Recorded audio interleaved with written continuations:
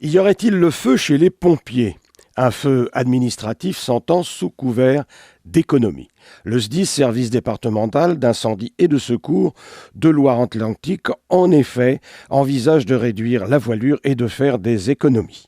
Autrement dit, certains centres de secours pourraient bien fermer. Pas d'affolement toutefois, tout se fera dans la concertation avec les pompiers eux-mêmes, bien entendu. Quoi qu'il en soit, une quinzaine de centres dans le département pourraient être supprimés, mais on en est encore au stade de l'étude. 2 à 7 années seront nécessaires pour la mise en place d'un plan de mutualisation des centres de secours. Rappelons que le SDIS est financé par les collectivités territoriales et qu'il compte dans ses rangs 760 professionnels et 3600 volontaires. À Valette, de leur côté, les pompiers n'ont pas chômé. 550 interventions en 2011. Incendie, accident de la circulation, secours aux personnes à domicile constituant l'essentiel des interventions.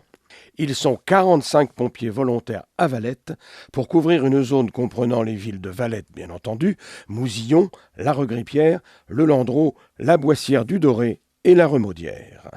Le recensement de la population a commencé sur la commune du Palais. L'opération va durer 1 mois. Elle sera effectuée par 5 agents recrutés par la mairie du Palais. Ils sont détenteurs d'une carte officielle et iront à la rencontre des habitants.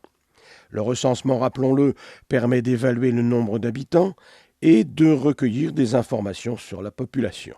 Tranche d'âge, profession, conditions de vie.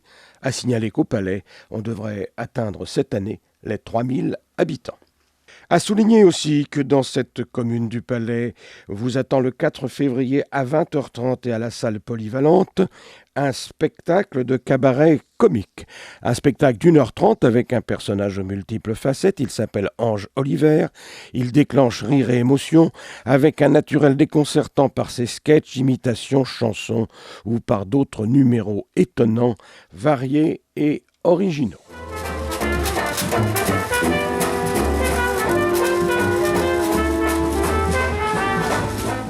On reparle à Mousillon de la fameuse et parfois controversée Nuit du Muscadet. Probable date évoquée le 7 juillet 2012, des jeunes qui ont décidé de reprendre le flambeau. Le but, relancer une fête familiale et conviviale. Chiche, même si certains habitants craignent de retrouver l'ambiance plus alcoolisée que musicale ou conviviale des dernières années. Attendons pour voir.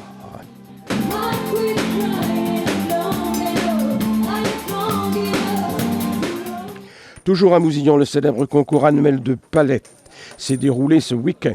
60 équipes se sont affrontées à la salle Raphaël Hardy. Il s'agissait de palais laiton, à ne pas confondre avec le palais en fonte. Au niveau régional, il y a le palais fonte qu'on appelle c'est palais en fonte avec la même sorte de plaque, sauf que ça se joue à 3,80 m et nous en laiton on joue à 2,80 m de la plaque. C'est exactement les mêmes plaques. Mais donc c'est la distance qui diffère, autrement c'est le même système de jeu, c'est même, les mêmes compétitions qui sont organisées pareil par les clubs au niveau régional. Ce sont les Mousillonnais à domicile qui ont emporté le concours, restant maîtres chez eux. Justement, le palais en fonte dont nous parlions sera lui la vedette d'une autre manifestation, un autre concours, celui de Gétigné. C'est pour ce samedi 28 janvier à partir de 14h au complexe sportif. Les travaux continuent à Clisson, assainissement, pose de câbles électriques. Le centre-ville est en proie aux chantiers qui se succèdent pour l'aménagement de la cité, ce qui agace les commerces et les commerçants du voisinage. Embouteillage, stationnement de véhicules de chantier, on s'énerve, surtout en période de solde. Mais pour la mairie qui regrette ces désagréments, c'est pour le bien de la ville et son avenir que ces travaux sont nécessaires. Ce qui se révélera finalement positif pour les commerces eux-mêmes, souligne l'adjoint délégué au commerce. Après les travaux, un peu d'air, que propose cette intéressante conférence-débat ce jeudi 26 janvier au Centre culturel des Cordeliers à Clisson.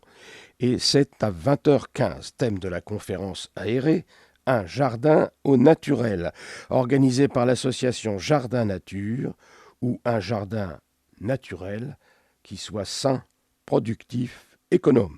Vous saurez tout sur la question jeudi 26.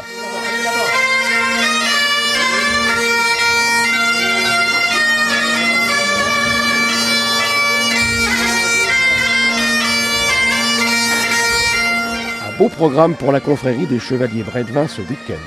La cérémonie s'est déroulée pendant 2 jours sur la commune d'Aigrefeuille-sur-Maine, en présence du maire Jean-Yves Templier et du grand maître de l'ordre des Chevaliers Brédevin. Il y avait aussi un nombre public des viticulteurs et des défenseurs du vignoble nantais. Le dimanche après la messe de la Saint-Vincent, les interventions se sont succédées au fil des orateurs et la traditionnelle dégustation des vins de la commune a eu lieu. Le banquet de la Saint-Vincent clôturait cette cérémonie qui a réuni 200 de personnes. Je te fais chevalier Brédevin. Oh, il y avait une petite hésitation. Écoutez, ça lui grand plaisir. On va rentrer dans... À la Foissière, le festival d'art du vignoble change d'esprit, créé pour faire connaître le métier rural et les artistes ou artisans à la campagne. Ce festival a acquis depuis longtemps ses lettres de noblesse, jugées plutôt 20 éditions déjà et des milliers de personnes lors de sa dernière manifestation. Pour sa nouvelle formule, le Festival d'art du vignoble distinguera une année les artistes professionnels et l'année suivante les artisans d'art. Du coup, ce sera aux artistes professionnels de se produire les 10 et 11 mars prochains, date de la manifestation de cette année 2012. Le spectacle continue.